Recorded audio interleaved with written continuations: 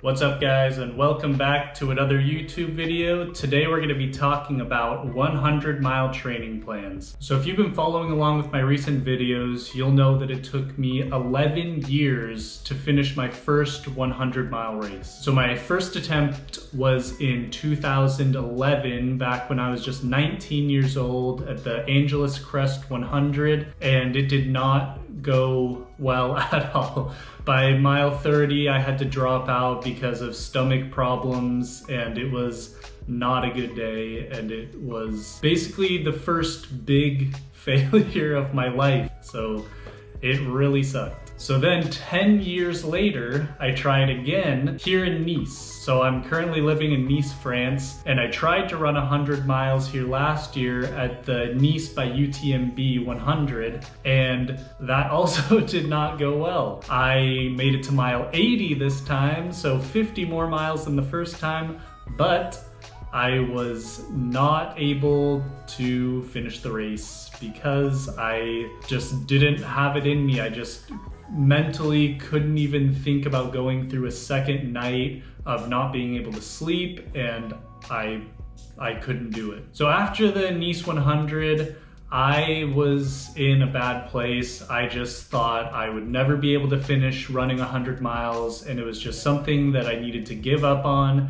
and that I would never be able to do it. I tried twice and I failed both times, and I just couldn't do it. I couldn't run 100 miles. So I thought I would never finish a 100-mile race for as long as I lived. I just thought that I was cursed and that it just wasn't for me. So that Nice race was last year in 2022.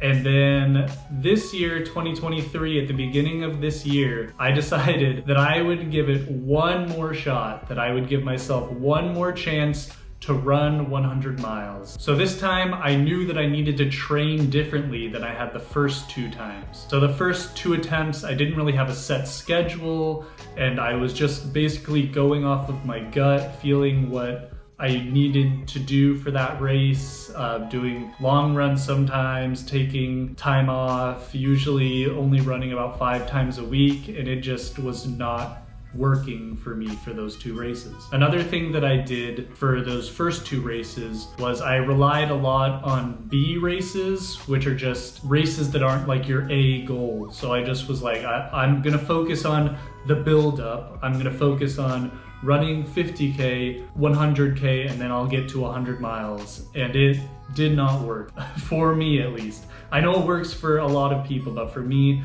running B races just didn't work out. So when I showed up to my 100-mile races, I already felt so tired and fatigued, and B races just didn't work for me. So I knew that this year I wasn't gonna sign up for any B races. I was going to go straight to the 100-mile race without any races in between training. So after searching for the perfect 100-mile race, I found it. It was the Trail de Haute-Provence 100. It was a 100-mile race with over 25,000 feet of elevation gain, which is what I like. I like running mountain ultras. So this race would be in the Alpes de Provence region of France. So I booked the race and was ready to start training to run 100 miles again. So I started looking everywhere for the perfect training plan. So the first training plan I looked at was the SWAP 100-mile training plan. So that's the Some Work All Play podcast. They have training plans also on their website by David and Megan Roach. And so I really liked them, so I thought that they would have the perfect plan for me. And so I went onto their website, downloaded their training plan, and after looking it over, I decided that it wouldn't be right for me. It didn't feel like it was doing enough. It felt like it was more steered toward athletes that were running flat 100-mile or semi-flat 100-milers, I guess, not really mountain hundreds. And so I decided that I wouldn't follow that training plan. So if you do want to see that training plan, I'll leave a link for it in the description. So then I remembered a couple years ago, I bought a little book called Training for the Uphill Athlete. So this book is by Stephen House, Scott Johnston, and a little guy named Kilian Jornet. So if you don't know who Kilian Jornet is, he's the best ultra runner on planet Earth, best runner probably on planet Earth. So I started looking through the book, and of course I skipped straight to the end where all the training plans are. And I found the 100-mile training plan, and it was perfect. I as soon as I saw it, I was like, this is the plan for me. This will get me to the 100-mile finish line. I had no doubt in my mind. Not just because Kilian helped write it, but also because just the mileage, everything seemed perfect for me. So the way that the training plans are laid out in the Uphill Athlete is that for each week they tell you the mileage and the style of running that you're going to be doing that week. So for example, 64R means that week you're going to be doing 64 kilometers with a focus on recovery. So I had done a good job at keeping up my base fitness from the last 100 mile I did last year. So the last 100 I did was in September, and then the one that I would do this year was in May. And I started training for it 16 weeks before that.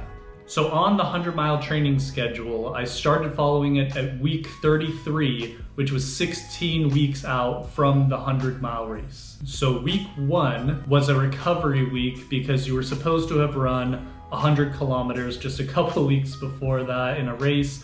But like I said, no B races this time. I was done with those.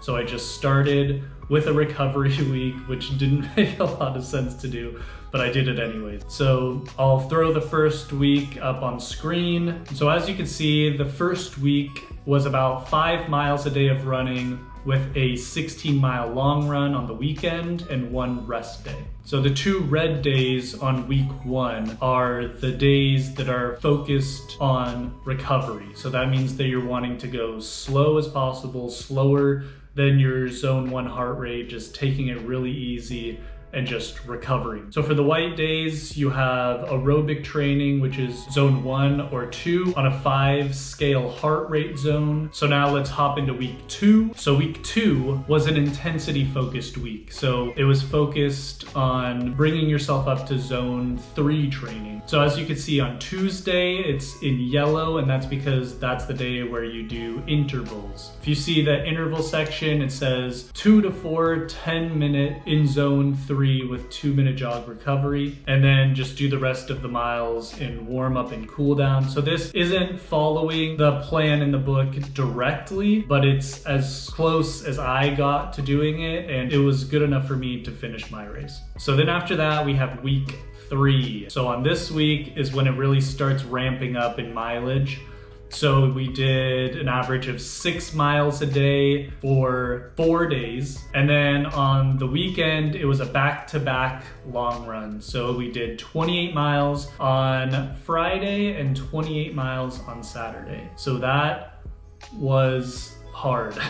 And it felt hard. And so for these long runs, you're going to want to do about 40 to 80% of your weekly mileage in these. And you're also going to be wanting to do about 40 to 80% of your elevation for that whole week. So for those days, you're really focused on pushing yourself as hard and as far as you possibly can. And you're also going to want to be running in zone 1 or 2. So Kilian says to do all of your training basically in zone 1, except for any interval or tempo runs or anything like that. So after this 80-mile week, it was week 4. So this was another recovery week, which meant that it was just an average of 5 miles a day and then 16 miles on the weekend. So as you can see on this week, we didn't have any interval runs and we focused a lot on recovery. Week 5, we continued to ramp up the training and really work on specificity. So the yellow means that you're going to be doing specificity training,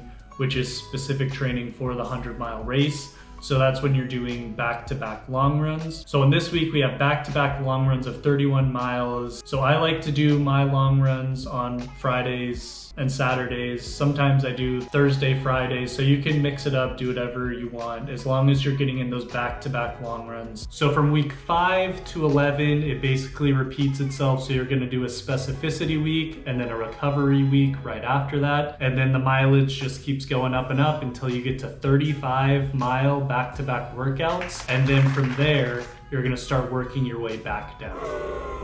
Then we have week 12 to 15 where you're gonna be tapering. So tapering is just when you start cutting down on mileage, getting ready for the race. So during these weeks, you're gonna be cutting your mileage about in half, and you're gonna be really just focusing on recovering from the specificity weeks and getting ready to run your race. And also during the taper weeks, you're also gonna be doing one intensity week. So during this week, you're gonna wanna do a little bit more in zone 3 and 4, but also still focusing mostly on zone 1. Then lastly, race week, baby. So this is the week that you're going to be ready to run your 100-mile race. I cannot guarantee that this plan will get you to the finish line, but for me, it was the thing that finally was able to help me push to that finish line. It was something that I was trying for so long, and I was so happy that I was finally able to do it. So as you can see, during this week, we have 2 30-second interval training days. So during these 2 days, you're just gonna wanna spice in some 30-second intervals into your training. So just 30 seconds at zone 3 or 4, and then afterwards, taking a 2 to 3 minute rest, and then do that for the duration of the workout. So then on the weekend, it's race day. So you should be ready to go, ready to run 100 miles. It still is crazy that I was able to complete that. I can't believe after 11 years that I was finally able to do this, and it was a